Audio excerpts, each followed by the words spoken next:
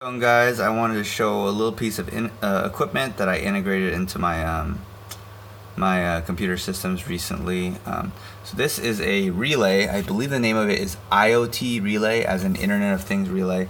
What's cool about it is you can control multiple ports. You only have one control, but when you flip that relay, multiple ports will react to it. So you can have like a lamp on it. You can have anything on it, and essentially power it on or off. I think I got it for about 20, 25 bucks. Might have been around 20, I believe.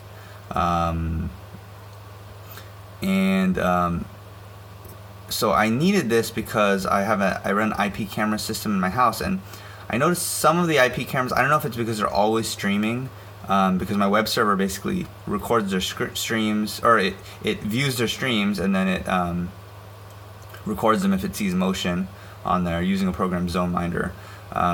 So once in a while they do lock up. Like every few weeks one of them will lock up, and then it won't give a stream anymore, and I have to reboot it.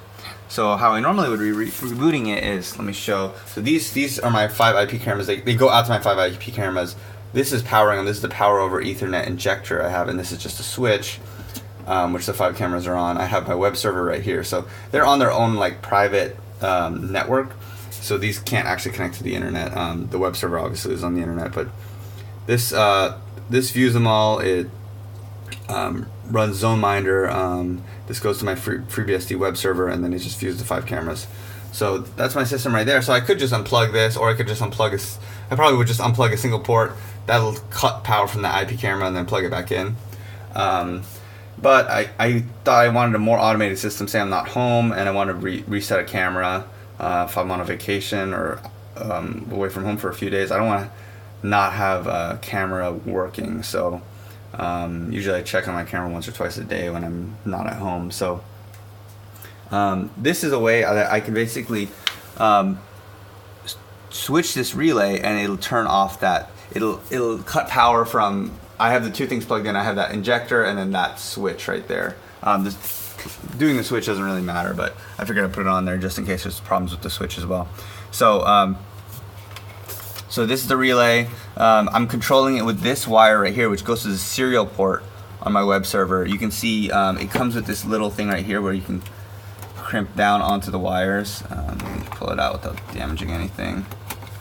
You can see here, you can basically, I took the serial port. 2 of the wires, based on the color, you can look at the pin out, I use the RTS ones. You could probably also use the DTR pins, but I took those 2, like the RTS. And you can see there's little screws in here. You put the wires in, screw it down, and then plug it in here. I wish you could just buy a serial wire, because I hate how I had to like kind of tape it up to get it all to work. But that's it. That goes to my serial port. Those are the serial port on this server right here. Those are the RTS pins. And when I switch those pins, this relay switches. So let me explain real quick how a relay works. Pretend there's a wire and there's a gate here, and this gate is, say it's magnetic. And then if you put a magnetic field over here, this gate will open. So you can use and say this one has 120 volts or whatever, it's huge amount. So in this case, 120 volts coming through it. You can have a gate over here and just have a very small signal that causes that magnetic field to open that gate.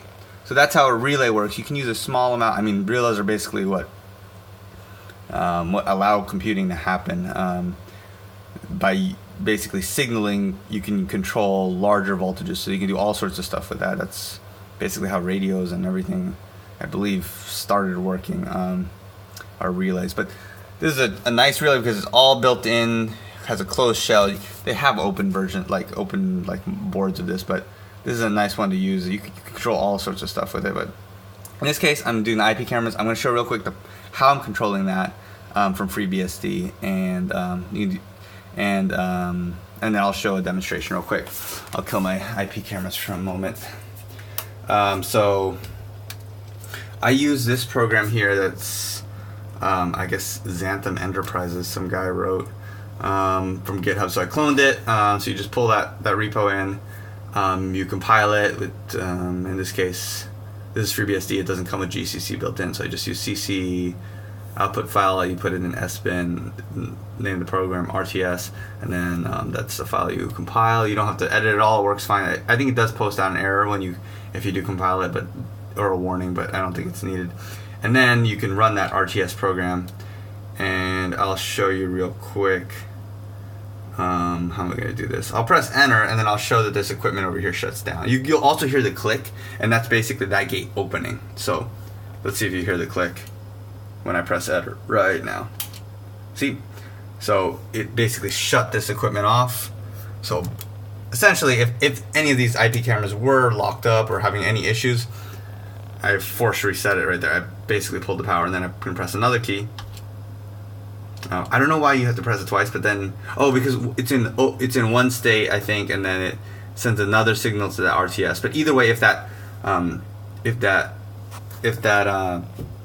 relay is getting any signal, it stays open. So I think it basically it's getting one signal, and then it's getting the opposite magnetic field signal. It's still pulling it open. I believe that's how that works. And then. So yeah, this isn't specifically for that relay. This is just to control an RTS port on Linux. In this case, FreeBSD. The program works either way. You do have to be root to be running this. I always run as root when I'm managing my web server. I would log in. I don't have to come physically to this thing. I can do this over SSH as well.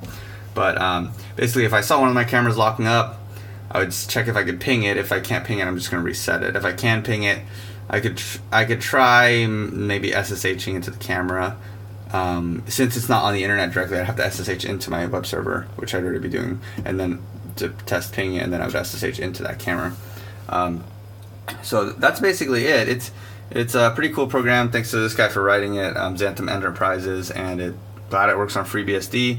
You can, if you want something similar to this, you can control anything, essentially a lamp, lights, LED strips, whatever you want. But once again, this is I forgot if I showed this, but it has these normally off plugs. So you could put a lamp in here. When you press the button, the lamp turns on, or it has these normally on. So this is what I would have. I have equipment that's normally on, but I need to reset it once in a while. Then I send the signal using the serial port.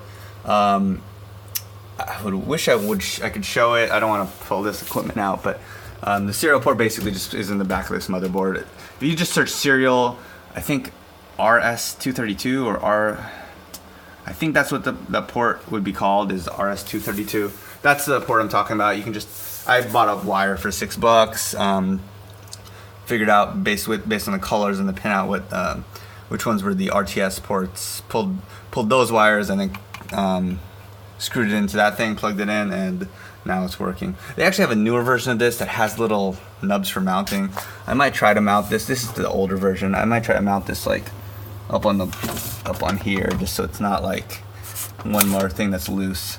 So I might try working on that at some point. But that's pretty much it. I wanted to show that, and if you guys have any uses for one of these things, I actually bought this for another reason, for another project, but now that it's not being used and I have the IP camera problem every few weeks, this is a perfect solution. I really haven't had that problem very often, but I think I don't even know if I used it once since I set this up a few weeks ago, but glad I have it just in case. So hope you guys enjoyed this video. I'll see you guys later.